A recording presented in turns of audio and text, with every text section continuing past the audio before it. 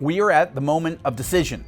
Is President Trump about to unleash more bombings, more military attacks with Israel as the United States' key ally against the Iranian regime? Hi, this is Joel Rosenberg in Jerusalem with a YouTube exclusive for the Rosenberg Report. Look, things have begun to unravel. For several weeks, we've had a ceasefire with Iran, but it is unraveling. President Trump brilliantly, I believe, set up a U.S. naval blockade to prevent Iran from shipping any of its oil out of the Strait of Hormuz, right? The Iranians have been saying they were going to control the Strait of Hormuz and charge people to go through there, and they were going to attack ships that coming through there and make it a wreck and unusable.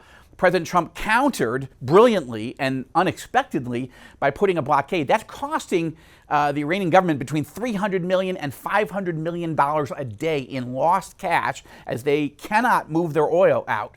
And yet, as the United States has been working on clearing out the mines, making sure the shipping lanes close to Oman on the south side or the western side of the Gulf are clear and pose no danger, as the United States and our allies are putting up an air defense system and making sure that ships can move safely through the Gulf, Iran has begun attacking those ships. Iran has begun attacking the United Arab Emirates, the United States' most faithful and an impressive ally in the Gulf at this moment.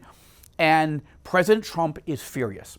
He is losing his patience. Now, so far, the attacks that Iran has launched have not done horrific damage, right? There's no like U.S. Ships that have sunk, and there's no U.S. naval carriers or the aircraft carriers or anything else that have been hit or damaged.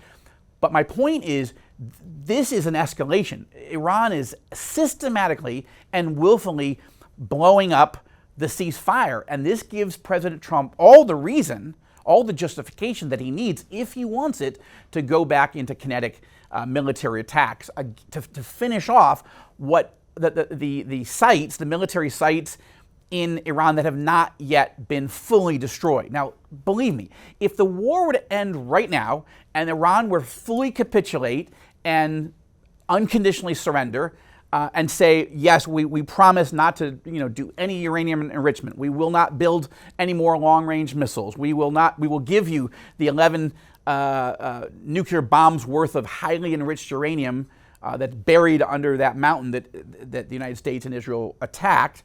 We'll give it to you. We'll give all the rest of it. We're giving up our nuclear program and our nuclear weapons ambitions.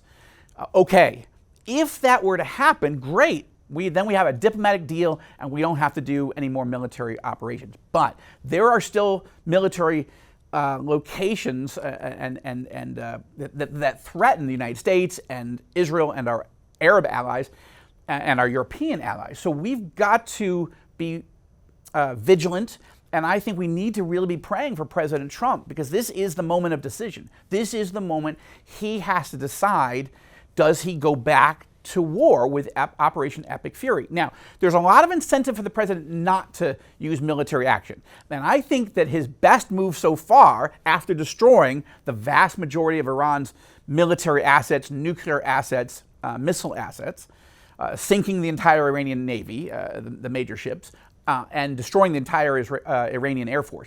After that, by putting on this blockade, it's so brilliant, because it doesn't require the United States and Israel to be militarily attacking Iran. It allows everybody to take a breath, have a pause, while costing the Iranian regime between $300 million and $500 million a day.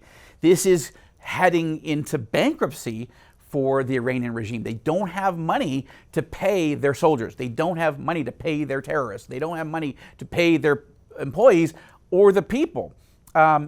This is a huge problem for them.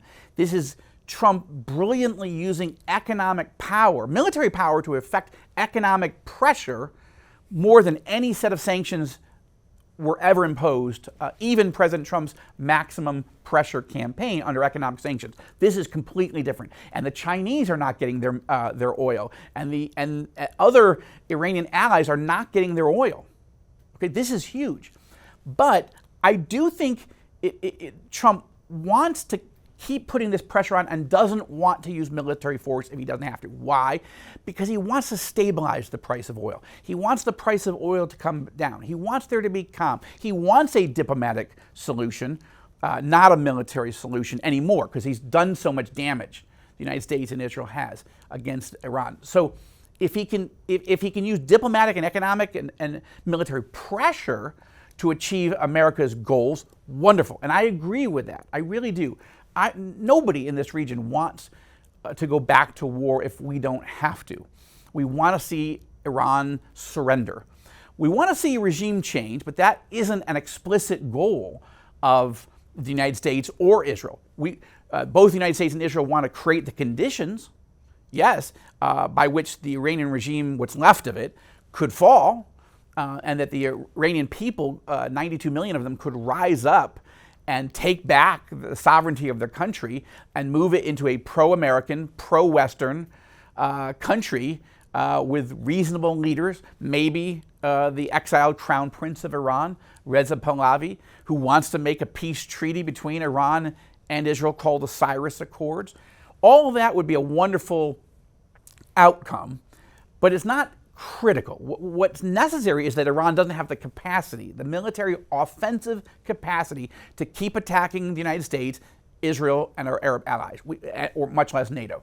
We want a situation where Iran's military is so crushed, so damaged, that they might have a few missiles left, they might have a few missile launchers left, but they don't have the capacity to launch devastating harm against the United States or our allies, right? That's the goal. We want to do that diplomatically if possible.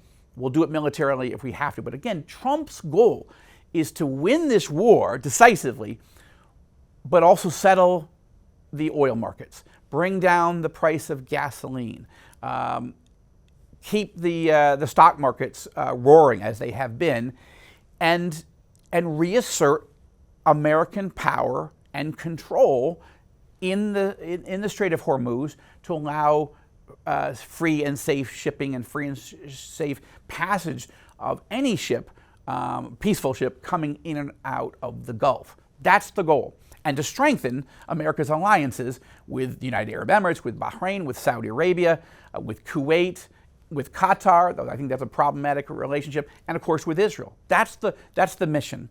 And I just want to give you this update that we are in this moment where Trump is realizing Iran is demanding a bad deal, right? Every time President Trump has sent negotiators to meet with Iranian negotiators to come up with a deal, Iran adamantly refuses to agree to never enrich uranium again. They say, well, maybe for 5 years we won't enrich.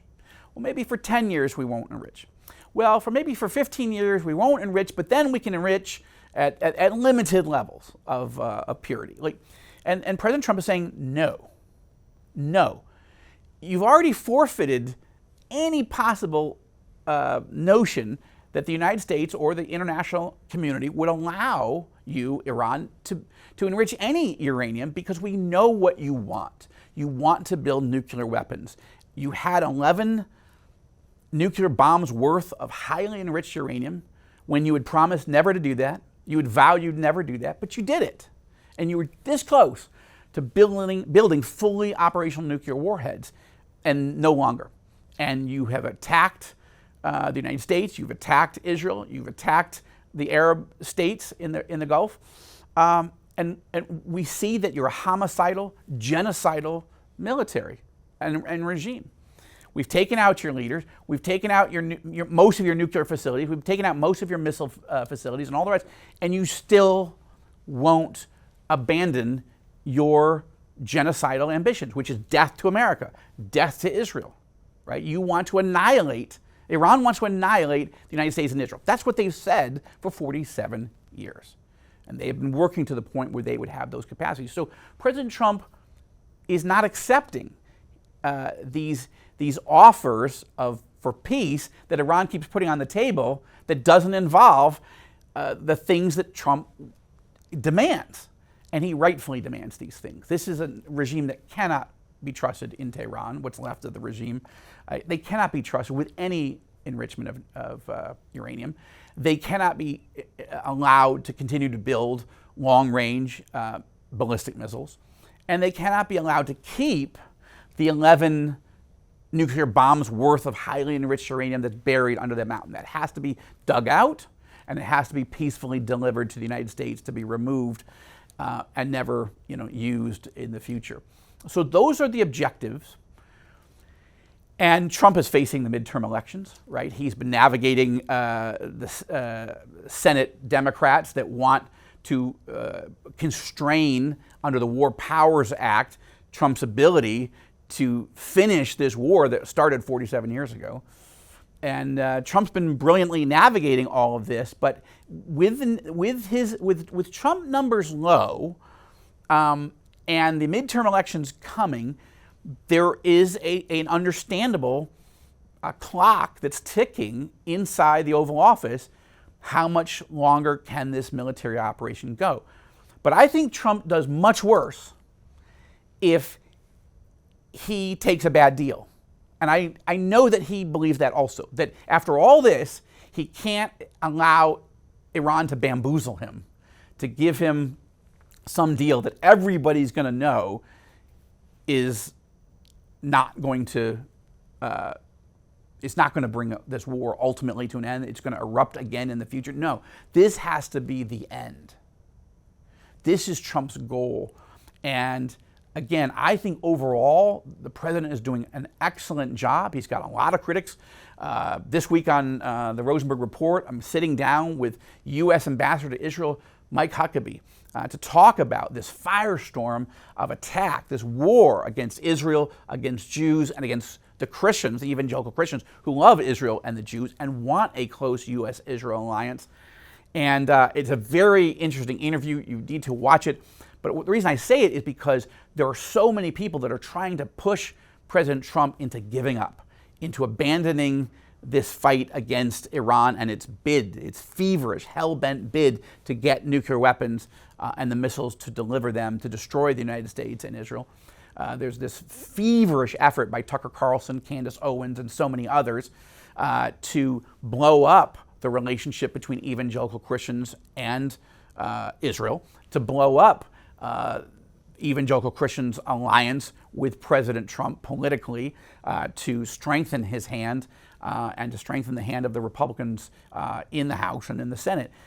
Tucker Carlson has declared jihad, essentially, on President Trump, on Israel, on Jews, and on the evangelical Christians who love Israel and the Jews. Tucker Carlson has declared jihad against that. President Trump is ignoring him, denouncing him, rebuking him, and continuing to focus on winning the war against the Iranian regime and against this nuclear threat, this existential nuclear threat, and God bless him. So let's keep praying for the president to know, will the economic blockade be enough? Will diplomacy work? Or does he have to go back into several days or several weeks of kinetic war, of bombing Iran again to help them get the message? Let's keep praying and let's keep watching, and we'll keep you posted right here on the Rosenberg Report. From Jerusalem, this is Joel Rosenberg with a YouTube exclusive for the Rosenberg Report. Please subscribe to our YouTube channel. Please leave your comments and keep watching for more exclusives and more updates. And be sure to watch our primetime show on Thursday night, 9 p.m. Eastern, right here on TBN. God bless you.